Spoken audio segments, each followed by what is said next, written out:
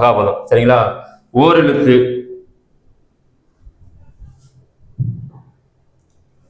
ஓர் கூட்டல் எழுத்து இப்படி பிரிச்சுக்கிடுவோம். ஓர் கூட்டல் எழுத்து.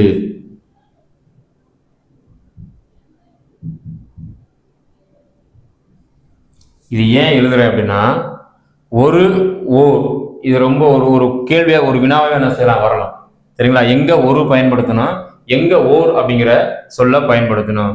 இரண்டாவது சொல்லின் முதல் எழுத்து உயிரெழுத்தாக இருந்தால் கண்டிப்பா ஓர் பயன்படுத்தணும். சரிங்களா? இரண்டாவது சொல்லினுடைய முதல் எழுத்து வரும் சொல்லின் முதல் எழுத்து உயிரெழுத்தாக இருப்பின் முதல் சொல் என்ன செய்யணும், ஓர் அப்படின்னு பயன்படுத்தும். ஏன் பயன்படுத்தணும்? அப்போதான் இது ரெண்டு என்ன செய்யும், சேரும். உடல் மேல் உயிர் வந்து ஒன்றுவது இயல்பு. இரு கூட்டல் ஏ சேர்ந்து என்ன செய்யும், ரேவ மாதிரி ஓர் எழுத்து என்று புணரும். சரிங்களா? அப்போ ஒரு எங்க பயன்படுத்தணும், ரெண்டாவது சொல்லுடைய முதல் எழுத்து உயிரெழுத்தா இல்லைன்னா கண்டிப்பா நீங்க என்ன செஞ்சிடலாம், ஒரு மொழி பயன்படுத்திக்கணும். சரிங்களா? அப்ப தமிழ்ல ஓர் எழுத்து ஒரு மொழி அப்படின்னா என்ன அர்த்தம்னா, ஒரு எழுத்து தான் இருக்கு, அது ஒரு சொல்லா இருக்கு. ஒரு எழுத்து தான், அது ஒரு சொல். சரிங்களா? ஒரே எழுத்து தான், அது என்ன செய்யும், ஒரு சொல் தரும். இப்போ ஆ அப்படின்னா பசு அப்படின்னு வைக்கிறோம். கோ அப்படின்னா என்ன செய்யறோம், நம்ம அரசன் அப்படின்னு சொல்றோம். தே அப்படின்னா என்ன செய்யறோம், இறைவன். சரிங்களா? அதான் தேவாரத்தை கூட எப்படி பிரிக்கிறாங்க, தே கூட்டல் வாரம் அப்படின்னு என்ன செய்யறாங்க, பிரிக்கிறாங்க. சரிங்களா? தெய்வத்திற்கு பாடக்கூடிய பாடல்கள். ரைட். அடுத்து நம்ம தலை கொடுத்தோம்னா பகுபதம் பகாபதம். பதம்னா சொல் அப்படின்னு அர்த்தம். பதம் அப்படின்னா சொல். சொல்ல பகுக்கிறது. எந்த சொல்ல பகுக்க முடியும், எந்த சொல்ல பகுக்க முடியாது. பகுத்து சொன்னால் பகுபதம், பகுக்க முடியாத சொற்களை நம்ம என்ன செய்வோம், பகாபதம் அப்படின்னு சொல்லுவோம். இப்போ நம்ம என்ன செய்யறோம், ஓரெழுத்து ஒரு மொழியை பார்த்துருவோம். சரிங்களா? ஓர் எழுத்து ஒரு மொழி.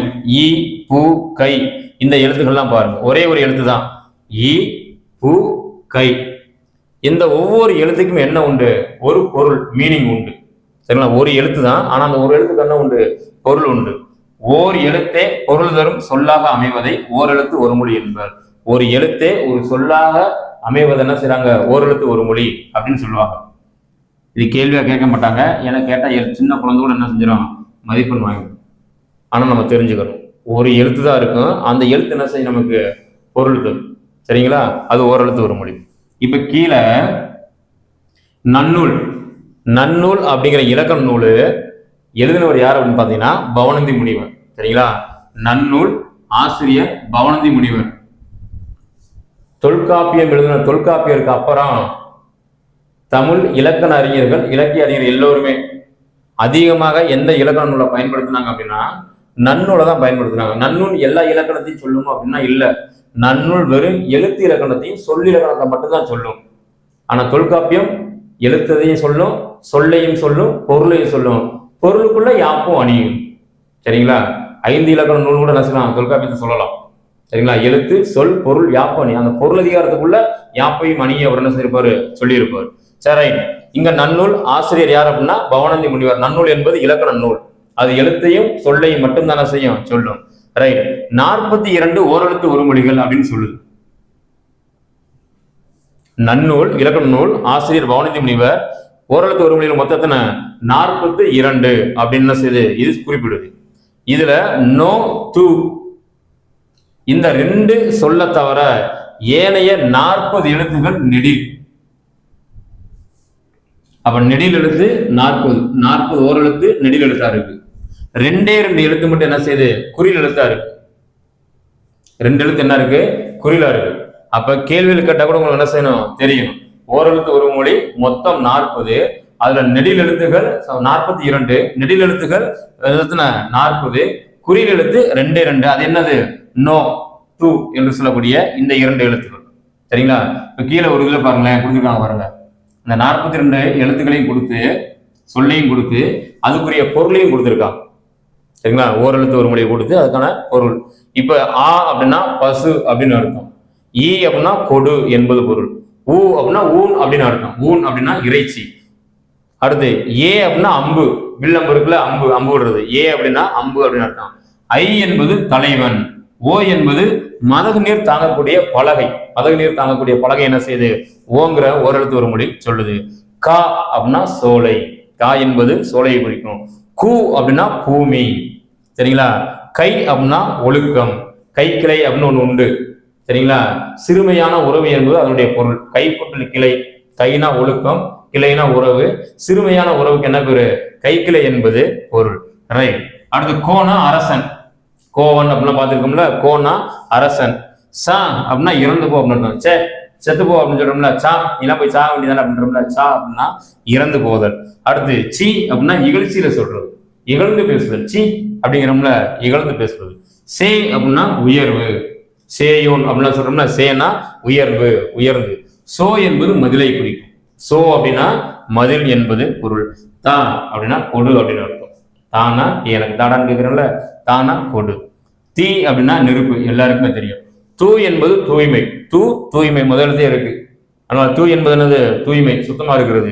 அடுத்து தே கடவுள், தே குண்டல் வாரம் அப்படின்னு சொல்றோம், தேவாரத்தை பிரிக்கிறோம். நை அப்படின்னா இழிவு அப்படின்னு அர்த்தமா. இங்க இடையில ஒண்ணு நே, நேனா அன்பு, நேசம், நேசித்தல் சொல்றோம்ல, நேனா அன்பு அப்படி ஞாபகம் வச்சுக்கோங்க. நே அப்படின்னா நேசம், நேசித்தல், அதனால அன்பு. நை அப்படிங்கிறது நஞ்சு போறது, இழிவு கருதி சொல்லக்கூடியது. சரிங்களா? நை நஞ்சு போகிறது, அந்த மாதிரி என்ன செய்யுங்க நீங்க ஞாபகத்தில் வச்சுக்கிறதா சொல்றேன். அப்ப நை என்பது என்ன செய்யுது? இழிவு என்னும் பொருளை தருகிறது. நோனா வறுமை, நொந்து போதல். சரிங்களா? நோ என்பது என்னது? நொந்து போதல், வறுமைங்க. சரியா? பானா பாட்டு, செய்யனாலும் சரி பாட்டுனாலும் சரி. பா என்பதற்கு என்ன உண்டு? பாடல் என்பது பொருள். பூ என்பதற்கு மலர் என்பது பொருள். பூ அப்படின்னா மலர். பே அப்படின்னா மேகம் அப்படின்னு அர்த்தம். பே என்பது என்னது? மேகத்தை குறிக்கக்கூடிய ஓர் எழுத்து உருவு. பை அப்படின்னா இளமை. சரிங்களா? பைந்தமிழ் அப்படின்னு சொல்றோம்ல, இளமையான தமிழ். பைந்தமிழ் அப்படின்னு சொல்றோம்ல, இளமையான தமிழ். சரி. அடுத்து போ அப்படின்னா செல், போ அப்படிங்கிறோம்ல, செல் அப்படின்னு அர்த்தம். மானா மா மரத்தை குறிக்கும். மானா பெரியன்னு ஒரு பொருள் இருக்கு, மானா விலங்குன்னு ஒரு பொருள் இருக்கு. இங்க மா என்பது என்னது? மாமரம், பெரிய, விலங்கு, எல்லாமே. அடுத்து மீ அப்படின்னா வான், மீ மேல, வான் அப்படின்னு அர்த்தம். சரிங்களா? மூ அப்படின்னா மூப்பு, மூப்பு, மூ. இதை ஞாபகத்தில் வச்சுங்க. முதல் எழுத்து என்ன செய்யுது? இதுல வந்துருக்கு. எல்லாம் அப்படி கூட என்ன சில எளிமையா நீங்க, அதாவது நினைவில் வைப்பதாக இருந்தால் நினைவில் வச்சுக்கலாம். சரிங்களா? மூப்புனா வயது மூப்படைதல். சரிங்களா? முதிர்ச்சி அடைதல். மே அப்படின்னா அன்பு அப்படின்னு அர்த்தம். சரிங்களா? மே அப்படின்னா அன்பு. ஏற்கனவே நேனா அன்புன்னு பார்த்தோம். இப்ப மேனால் என்ன உண்டு? அன்புன்னு உண்டு. சரிங்களா? கேள்வி எப்படி கேட்கலாம்? அன்பு என்னும் சொல்லை குறிக்கக்கூடிய, அன்பு என்னும் சொல்லை குறிக்கக்கூடிய ஓரெழுத்து ஒரு மொழிகள் எவை அப்படின்னு கொடுத்துட்டு கீழே ஆப்ஷன் என்ன செய்யலாம்? நே, மே, மூ, மீ, யா, வா, அந்த மாதிரி 4 சொல் என்ன செய்யலாம்? 2 சொல்ல எடுத்து கொடுத்து நம்மள குழப்பிடலாம். அதனால ஒரே பொருளை தரக்கூடிய 2. நே அப்படின்னாலும் அன்பு தான், மே அப்படின்னாலும் அன்பு தான். அடுத்து மைனா கண்ணுக்கு மைத்திட்டுறாங்கல்ல, அஞ்சனம் அப்படின்னு பேரு. அடுத்து மோ அப்படின்னா மோத்தல், மோனது மோத்தல். யா அப்படின்னா அகலம் அப்படின்னு அர்த்தம். யா அப்படின்னா அகலமான, அகலம் அப்படின்னு அர்த்தம். வா என்பது அழைத்தல், எல்லோருக்குமே தெரியும். வானா அழைத்தல். வி மலர். சரிங்களா? வி என்பது எதை குறிக்கிறது? மலரை குறிக்கிறது. வை அப்படின்னா புல், ஒரு பொருளை வை, அந்த பொருளை கூட தானே செய்யலாம், வரலாம். வை அப்படின்னா புல். வவ் அப்படின்னா கவர்தல் அப்படின்னு அர்த்தம், கவர் அப்படின்னு அர்த்தம். வவ் அப்படின்னா அது கவர்.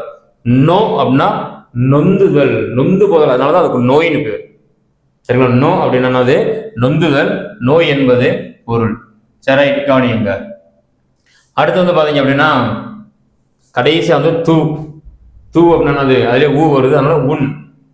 தூள் என்ன வருது? ஊ வருதுனால என்னது? உன் அப்படின்னா சாப்பிடு அப்படின்னு அர்த்தம். சரிங்களா? இந்த மாதிரி இந்த ஓரெழுத்து ஒரு மொழி படிக்கும் போது இதே மாதிரி, சரிங்களா? இப்ப நே அப்படின்னா அன்பு, மே அப்படின்னா அன்புன்னு பார்த்தோம்ல, இதே மாதிரி ஒரே பொருளை தரக்கூடிய எழுத்துக்கள் ஏதாவது இருந்துச்சு அப்படின்னா நம்ம என்ன செய்யணும்? கண்டிப்பாக அதை பார்த்து வச்சுக்கணும். சரிங்களா? அப்படிதான் செய்வாங்க, கேள்விகள் அதுல இருந்து கேட்பாங்க. சரி, பல எழுத்துக்களுக்கு நமக்கு பொருள் தெரியும், பார்த்துல என்ன செய்யலாம், நம்ம இதுக்கு நமக்கு தெரிஞ்சது தெரியாதது அப்படின்னு பிரிச்சுக்க. நீங்க படிக்கும் போது இதுக்கெல்லாம் நமக்கு ஈஸியா தெரியும், இதுக்கெல்லாம் நமக்கு என்ன செய்யாது, தெரியாது. இதுல உயிரெழுத்துக்கள் எத்தனை இருக்கு? அழகா எடுத்து என்ன செய்யலாம்? தனியா எடுத்து எழுதிடலாம்.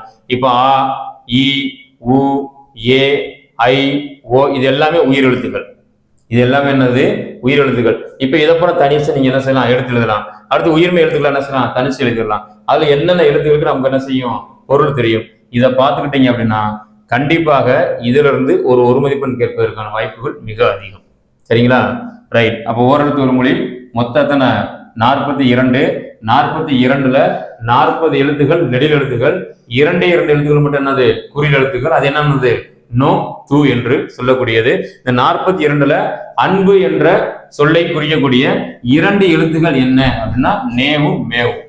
நேவும் மேவும் அன்பு என்ற பொருள் என்ன செய்யுது? குறிக்குது. 2 எழுத்து வேற வேற, ஆனா பொருள் ஒண்ணு, ரெண்டுமே என்ன செய்யுது, அன்பை மட்டும் குறிக்கிறது. சரிங்களா?